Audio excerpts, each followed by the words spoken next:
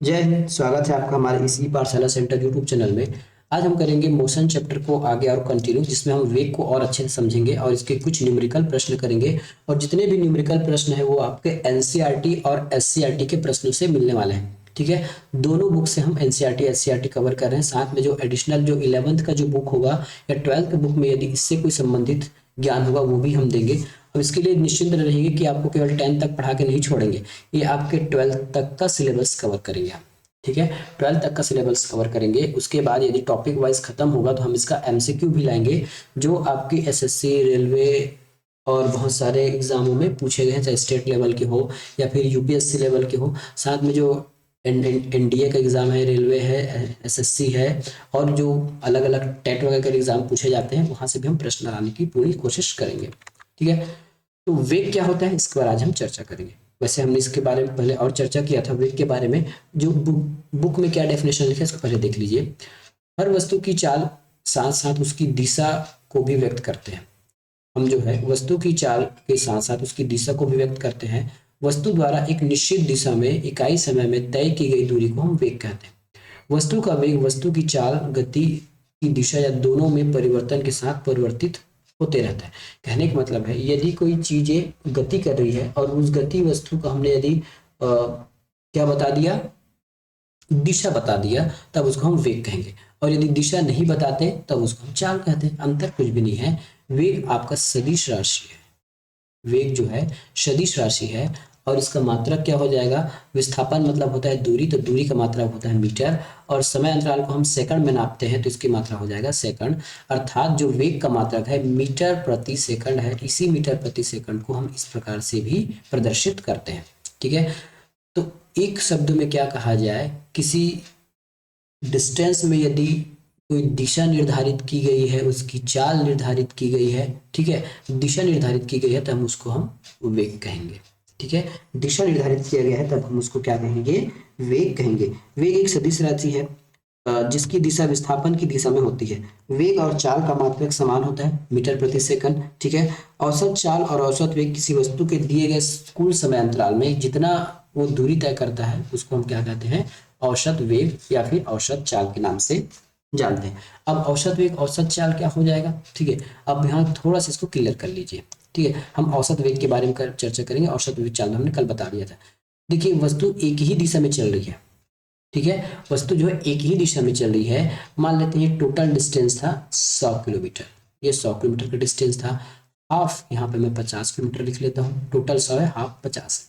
यदि कोई चीजें या फिर कोई गाड़ी, यदि कोई गाड़ी जो है हाफ डिस्टेंस को 40 किलोमीटर प्रति आवर की स्पीड से कंप्लीट करती है, कितना, 40 किलोमीटर प्रति आवर से, और हाफ डिस्टेंस को 60 किलोमीटर प्रति आवर से डिस्टेंस करती है, तो यदि हमको वेग लिखना है, औसत वेग लिखना है, तो औसत वेग क्या करेंगे, औसत वेग, औसत वेग बराबर हो जाएगा कुल विस्थापन, या फिर इसको हम विस्थापन ही कहेंगे ना, क्योंकि ये वापस आ नहीं रहा है एक ही, क्योंकि इसमें दिशा बता दिया गया है।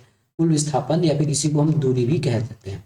ठीक है, और कुल समय कहेंगे, कुल लिया गया समय। इस प्रकार से हम औसत वेग निकालेंगे। ठीक है, अब एक प्रश्न करते हैं ताकि आपको बहुत इजी से समझ में आने वाला है। ठीक है, प्रश्न है आपके एचसीईआरटी पुस्तक क्लास 9 का प्रश्न है। कहाँ से है, एससीईआरटी क्लास 9, क्लास 9 का, क्लास 9 से प्रश्न पूछा गया है। प्रश्न क्या है, एक कार जो है शहर ए से बी तक 40 किलोमीटर प्रति घंटा की चाल से चलती है तथा वही कार 60 किलोमीटर प्रति घंटा से वापस आती है। कार की औसत चाल और वेग को ज्ञात कीजिए। औसत चाल और वेग ज्ञात कीजिए। ठीक है, औसत चाल और वेग ज्ञात कीजिए। सबसे पहले हम यहाँ पे आपको बता दें कि वेग निकालने के लिए हमको विस्थापन चाहिए। क्या कहा मैंने, वेग निकालने के लिए हमको विस्थापन चाहिए। अब एक बात आप ध्यान से बताइए, कोई ए और ये बी है, ये शहर ए है, शहर बी है। कोई कार सुबह जाता है, शाम को वापस आता है। ठीक है, तो इसका विस्थापन क्या हो गया, विस्थापन तो जीरो हो गया। ठीक है, विस्थापन तो जीरो हो गया, और वेग का मतलब होता है विस्थापन बटा समय। अगर विस्थापन यदि जीरो हो गया तो वेग भी जीरो हो जाएगा, वेग भी जीरो हो जाएगा। तो हमारा पहला आंसर आ गया, क्या, वेग ज्ञात करें तो वेग जीरो हो जाएगा। क्यों, विस्थापन जीरो हो गया है। तो ऐसे प्रश्नों को आपको हल नहीं करना है, देखते ही बता देना है। ना, तो वेग अब 0 हो गया। अब हम औसत चाल के बारे में चर्चा करेंगे। ठीक है, अब हम इसमें औसत चाल के बारे में हम चर्चा कर सकते हैं। ठीक है, अब हम इसमें औसत चाल के बारे में चर्चा कर सकते हैं। औसत चाल का फार्मूला क्या होगा देख लेते हैं। औसत चाल, सॉरी,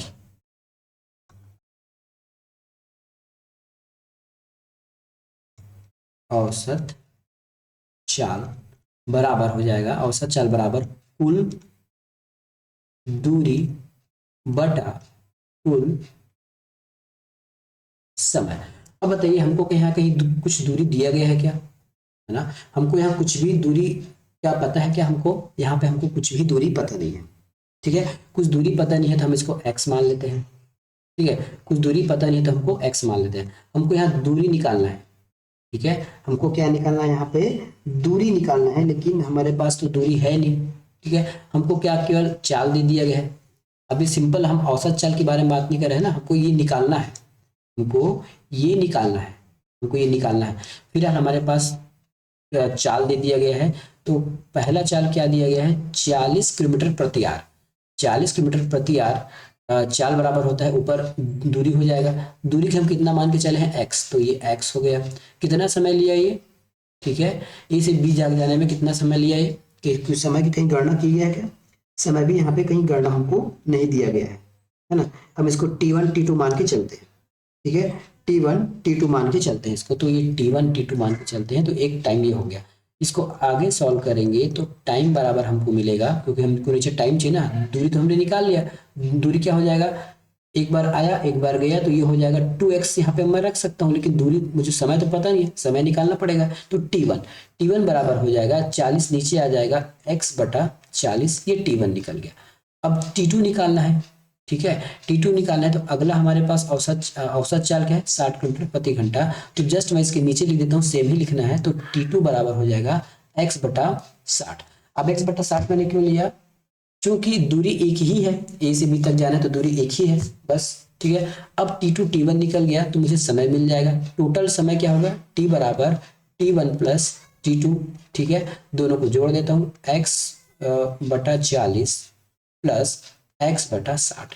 दोनों को सॉल्व करोगे तो मेरा आंसर क्या आ जाएगा, इसका एलसीएम लेंगे तो 120 आ जाएगा, 120 इसका एलसीएम आ जाएगा। ठीक है, 120 इसका क्या आ जाएगा, एलसीएम आ जाएगा। ठीक है, और 20 दिया 60, 20 चौक 100, ये हो जाएगा हमारा 5x। क्या हो जाएगा, 5x हो जाएगा। तो मेरे पास समय क्या है, 5x बटा 120। ठीक है, 5x बटा 120, ये टाइम मेरे पास निकल गया, समय मेरे पास आ गया। अब मेरी औसत चाल निकालना है, तो उसमें मैं फार्मूला में मान रख सकता हूँ। अब मेरे पास कुल दूरी कितना है, एक बार आया एक बार गया, ये 2x हो गया, औसत दूरी निकाला हूँ ना, औसत चाल। अब समय कितना है मेरे पास, तो 5x बटा 120, 5x बटा 120। अब ये 120 चला जाएगा ऊपर। ठीक है, ये जो 120 है वो ऊपर चला जाएगा, 120 ऊपर जाएगा, तब इक्वेशन कैसे लिखूंगा मैं, 2x गुना 120 अपॉन 5x। ठीक है, अपॉन 5x। इस x से इस x को काट दिया जाए, बिल्कुल काट दिया जाए। उसके बाद क्या बच जाएगा मेरे पास, 5 से 12 कितने बार कटेगा, 5 से कटूंगा तो 5 दूनी 10, 5 चौके 12, 24 बार में कट जाएगा। इस 5 से बचा क्या मेरे पास, 2 गुना 24, सॉरी 2 गुना 24 बराबर 48। औसत चाल क्या हो गया, 48 kilometre per hour, 48 kilometre per hour. ठीक है, तो ये मेरा आंसर हो गया। इसको मैंने आपको बहुत धीरे धीरे बताया ताकि आपको कहीं भी दिक्कतें ना हो। किसी भी प्रकार की डाउट होने पर आप हमको कमेंट करके पूछ सकते हैं।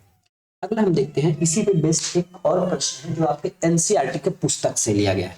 ठीक है, एनसीईआरटी के पुस्तक से इसको लिया गया है। प्रश्न है, यात्रा शुरू होते समय कार का जो ओडोमीटर था, ठीक है, यात्रा शुरू करते समय कार का जो ओडोमीटर था जो 2400 किलोमीटर 2000 किलोमीटर प्रदर्शित कर रहा था। ठीक है, और जब यात्रा समाप्ति होती है तो वो 2400 किलोमीटर प्रदर्शित करता है। यदि इस यात्रा को 8 घंटे लगे हैं तो कार की औसत चाल आपको किलोमीटर और मीटर प्रति सेकंड में बताना है। ठीक है, मीटर प्रति सेकंड और किलोमीटर में बताना है। तो सबसे पहले ये देख लीजिए, जैसे आपने कई बार आप कार में बैठते हैं तो आप इसको नोट करते हैं कि कितना गाड़ी अभी कितना किलोमीटर चल चुका है। तो सबसे पहले हमको पता चला था कि वो 2000 किलोमीटर चल चुका है। जैसे ही यात्रा खत्म हुआ तो वो 2400 किलोमीटर दिखाने लगा। इसका मतलब ये है कि आपने टोटल कितना यात्रा किया, केवल और केवल 400 किलोमीटर का यात्रा किया। ठीक है, कितना यात्रा किया, 400 किलोमीटर की यात्रा किया। कितने समय में किया, 8 घंटे में समय किया। तो हमारे पास और कितना है, 8 सॉरी समय कितना है हमारे पास, समय है हमारे पास 8 8 घंटा। निकालना क्या है, औसत चाल। औसत चाल का मतलब होता है दूरी, है ना। यहाँ पे आपको आने जाने का तो लगा नहीं है, टोटल आपको औसत चाल है तो औसत चाल, औसत चाल बराबर आपको लेना है कुल दूरी। तो कुल दूरी कितना है, 400 किलोमीटर, है ना। चाहे वो दाएं मुड़े या कैसे कैसे भी मुड़ के जाए रोड में, टोटल दूरी है हमारे पास 400 किलोमीटर। ठीक है, कितना घंटा लिया है, 8 घंटा लिया है। ठीक है, ये 8 घंटा। ठीक है, काटेंगे तो ये हो जाए, फिलहाल कितने ही किलोमीटर में है ना, किलोमीटर और ये आर में। तो 8 एकम 8, 8 पंचे 40, 50 किलोमीटर प्रति आर। ठीक है, 50 किलोमीटर प्रति आर की स्पीड से चला था, है ना। 50 किलोमीटर पर आवर की इसका औसत चाल आता है 50 किलोमीटर प्रति घंटा। एक घंटे में औसत चलाई घंटा। अब इसको एक आंसर तो मेरा आ गया, ठीक है, क्योंकि हमको मीटर प्रति के घंटे में पूछा था, ये तो हमने ला लिया। अब मीटर प्रति सेकंड में पूछा गया है, ठीक है, मीटर प्रति सेकंड में पूछा गया है। तब हम क्या करेंगे, 50 को हम गुणा कर देंगे। मैंने क्या बताया है, बड़े से छोटे की ओर चल रहे हैं ना, तो 5/18 से भाग दीजिएगा, क्योंकि बड़े से छोटे की ओर चल रहे हैं। छोटे से बड़े की ओर चलते तो हम बड़े से गुना करते। ठीक है, अब इसको गुना कर लेते हैं। 2 से जाएगा क्या, तो 2 से जाएगा तो 9 बार में, और ये जाएगा 25 बार में। ठीक है, 25 बार में कट जाएगा। तब ये क्या होगा, 25 पंचे 125, ये 125 हो गया। अब 9 से इसको भाग दे दीजिए। ठीक है, इसको 9 से भाग दे देंगे। 9 से भाग देंगे तो क्या आंसर आ जाएगा, मैं कलर चेंज कर लूँ। 9 से भाग देंगे तो 9 एकम 9, ये 9 एकम 9, ये 9 हो गया। ठीक है, 9 9 10 11 12 13 9 4 9 3 12 होता है ना, 9 10 11 12, 9 3 12, तो ये 3 हो गया। और नीचे 5 को उतार लीजिए। 9 एकम 9 उठा, 9 9 27, 9 तिया 27। ठीक है, 9 तिया 27। इस प्रकार से आप सॉल्व करते जाएंगे तो 13.9 मीटर प्रति सेकंड आंसर आ जाएगा। ठीक है, 13.9 मीटर प्रति सेकंड। कुछ भी नहीं है, बस आपको इसको चेंज करने आना चाहिए। कुछ भी नहीं है, बस ये आपको चेंज करने आना चाहिए, मीटर प्रति सेकंड को घंटे में और घंटे को मीटर में। इससे आपका प्रश्न आराम से सॉल्व हो जाएगा। अगला प्रश्न देखते हैं। ठीक है, उषा जो है 9 मीटर लंबे तालाब में तैरती है। वह एक सिरे से दूसरे सिरे तक सरल रेखी पथ पर जाती है। ठीक है, उषा जो है 9 मीटर लंबे तालाब में तैरती है, एक सिरे से दूसरे सिरे तक सरल रेखी का मतलब सोच एक सीधा रास्ते में जाती है और वापस भी आ जाती है। इस दौरान वह कुल 180 मीटर की दूरी 1 मिनट में तय करती है। उषा की औसत चाल और औसत वेग के बारे में चर्चा कीजिए। उषा की औसत चाल और औसत वेग के बारे में आपको चर्चा करना है। कुछ नहीं है, हम मान लेते हैं एक तालाब बना लेते हैं। ठीक है, क्या करेंगे, एक तालाब बना लेते हैं इस प्रकार से। ये तालाब बना लिया मैंने इस प्रकार से। ठीक है, अब कहा गया है उसकी 36 लंबाई। चलो हम 36 लंबाई ऐसा नाप लेते हैं। 36 लंबाई ये कितना है, 90 मीटर है। ठीक है, एक लड़की है उषा, ये उषा है। एक बार यहां से यहां तक आई, ठीक है, यहां से यहां तक आई, वापस उसके बाद वो चली गई अपने यहाँ पे जगह में। तो एक बार आया 90 मीटर, एक बार वापस आया 90 मीटर और गया 90 मीटर। तो 90 + 90 180 मीटर दूरी, ये तो इसमें शॉर्ट में पहले से ही लिखा हुआ है। ठीक है, ये दोनों चीजें उसने 1 मिनट में कर लिया। कितना समय लग गया, आने और जाने में केवल 1 मिनट का समय लेती है लड़की। ठीक है, पूछा गया है औसत वेग क्या होगा। सबसे पहले मेरे बात बताना भाई, वेग का मतलब होता है विस्थापन बटा समय। ठीक है, विस्थापन बटा समय। उषा जहां से स्टार्ट की थी जर्नी, वहीं पे खत्म हो गया। इसका मतलब विस्थापन तो 0 हो गया। विस्थापन 0 तो वेग भी 0 हो गया। ठीक है, तो आप मैंने आपको दूसरे प्रश्न का आंसर दे दिया कि औसत वेग 0 होने वाला है। ठीक है, मैंने आपको दूसरे प्रश्न का आंसर दे दिया कि वेग 0 हो गया। ठीक है, 0 हो गया तो कभी भी आपको ऑप्शन में 0 नहीं लिखा, 0 भी लिखा रह सकता है और 0 मीटर प्रति सेकंड भी लिखा रहेगा, याद रखिएगा। तो केवल 0 को टिक मार के मत आना, उसके साथ उसकी मात्रा को भी ध्यान रखना। ठीक है, तो हमने एक प्रश्न का उत्तर तो आपको दे दिया। अब हम चलते हैं अगले प्रश्न की ओर। औसत चाल बताना है, औसत चाल बताना है। ठीक है, क्योंकि अब देखिए जो दूरी आपके मीटर में है, ठीक है, दूरी मीटर में है और समय आपका सेकंड में है, तो इसको सेकंड में चेंज कर लेते हैं। एक मिनट में कितना सेकंड, 60 सेकंड। ठीक है, एक मिनट में 60 सेकंड। तो औसत चाल बराबर कुल दूरी, कुल दूरी कितना है, 180 मीटर है, 180 मीटर लिख लीजिए। ठीक है, कितना समय लिया, 60 सेकंड लिया, ये 60 सेकंड लिख लीजिए। ये कटा, जीरो से जीरो कटा, 6 कम 6, 6 त्रिक 18, तो 3 मीटर प्रति सेकंड की चाल से चला। कितना, 3 मीटर प्रति सेकंड की चाल से चली थी लड़की। ठीक है, एक सेकंड में 3 मीटर चली थी। तो इस प्रकार से आपके ये आंसर दोनों निकल गया। पहला आंसर आ गया आपका 0 और दूसरा आंसर आ गया है ना, पहला आंसर क्या आ गया 0 मीटर प्रति सेकंड और दूसरा आंसर आ जाएगा औसत चाल क्या हो जाएगा 3 मीटर प्रति सेकंड। ठीक है, 3 मीटर प्रति सेकंड आ गया। ठीक है, अब कुछ और चीजें हैं जिसको हम देख लेते हैं। विरामावस्था से राहुल अपनी साइकिल चलाना शुरू करता है। ठीक है, ये आपके वेग में परिवर्तन वाला बात आ जाएगा, है ना, क्योंकि आगे हमको पढ़ना है त्वरण। ये जो प्रश्न है आपके त्वरण वाले चैप्टर से है। देख लेते हैं समय कितना बचा है। समय 16 मिनट है। आप एक बार इसमें त्वरण पढ़ सकते हैं क्योंकि ये त्वरण से संबंधित प्रश्न है ये। ठीक है, किससे संबंधित प्रश्न है ये, त्वरण से संबंधित प्रश्न है, इसलिए हम इसको थोड़ा देख लेते हैं। पहले सबसे पहले समझ लेते हैं कि त्वरण क्या चीज होता है। ठीक है, त्वरण क्या चीज होता है उसको हम समझेंगे, उसके बाद ही इस प्रश्न को हम हल करेंगे। तो मिलेंगे नेक्स्ट वीडियो में ताकि आपको त्वरण अच्छे से समझ आ सके। धन्यवाद।